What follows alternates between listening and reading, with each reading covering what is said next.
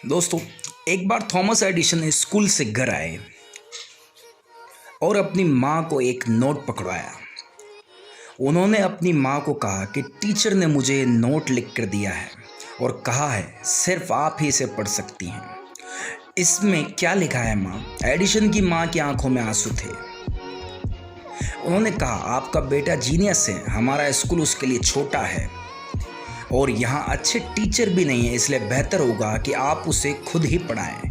Edison की माँ ने उन्हें तब तक खुद ही पढ़ाया जब तक उनकी मृत्यु नहीं हो गई। उसके बाद क्या हुआ सभी जने जानते हैं। उसके कई सालों बाद दुनिया को भी ज्ञात हो गया कि एडिसन सच में जीनियस हैं और सदी के सबसे बड़े आविष्कारकों में से एक हैं। फिर एक दिन एडिसन को उनकी माँ के सामान में वही नोट मिला जो एडिसन को उनके टीचर ने दिया था। उसमें लिखा था कि आपके बेटे की दिमाग की हालत ठीक नहीं है, हम उसे स्कूल आने की इजाज़त नहीं दे सकते, उसे निकाला जा रहा है। वो नोट पढ़ के एडिसन भावुक हो गए। उन्होंने अपनी डायरी में लिखा भी है, थॉमस एडिसन मानसिक रूप से बीमार व्यक्ति था जिसे उसकी मां ने सदी का जीनियस बना दिया।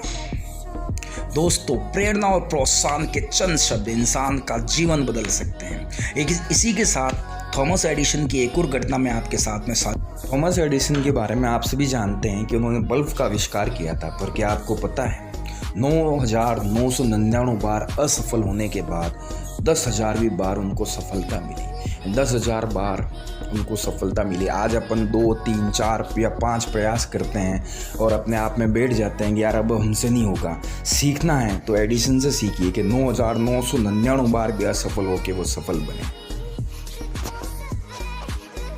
1914 की जब थॉमस एडिसन 67 साल के थे, उनकी करोड़ों रुपए की फैक्ट्री में आग लग गई थी। वो जल के नष्ट हो रही थी, यानी अभी तक की जितनी भी कमाई थी वो नष्ट हो रही हैं, वो जल रही हैं, जल के खाक होने वाली है।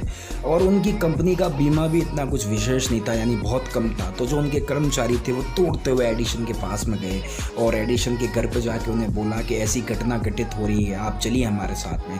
एडिसन आए, फैक्ट्री के बाहर खड़े हुए हैं, ये पूरा घटनाक्रम अपनी आंखों से देख रहे हैं। वो उस टाइम जवान भी नहीं थे, ऐसा भी नहीं है जो हो गया चलो ठीक है एक से चालू करेंगे, बहुत सी बार होता है। परंतु उनके चेहरे पर कोई शिकन नहीं थी। जो उनका कर्मचारी था जो पास में खड़ा हुआ था, उन्होंने बोला कि आपको कोई अफसोस नहीं हो रहा है क्या? इतना सब कुछ आपके सामने हो रहा है, अभी तक का कमाया हुआ जितना भी वो सब नष्ट हो रहा है। तो एडिसन मुस्कुराए, सोच देखिए, सकारात्मक बिंदु देखिए। एडिसन मुस्कुराए और बोले, मेरी जितनी भी कमियां मेरे अंदर थी वो जलकर नष्ट हो रही हैं। मैं उस भगवान का, उस ईश्वर का शुक्र अदा करना चाहता हूँ कि उन्होंने वापस नई शुरुआत का मुझे मौका दिया। और केवल 3 सप्ताह, आप सोचिए, केवल 3 सप्ताह बाद उन्होंने फोनोग्राफ का आविष्कार कर डाला। दोस्तों, यही सोच होती है, सकारात्मक बिंदु होता है जो व्यक्ति को आगे बढ़ाता है, व्यक्ति को मोटिवेट करता है। चाहे कुछ भी हो जाए, हमें हमारा सकारात्मक बिंदु हमेशा अपने साथ में रखना चाहिए।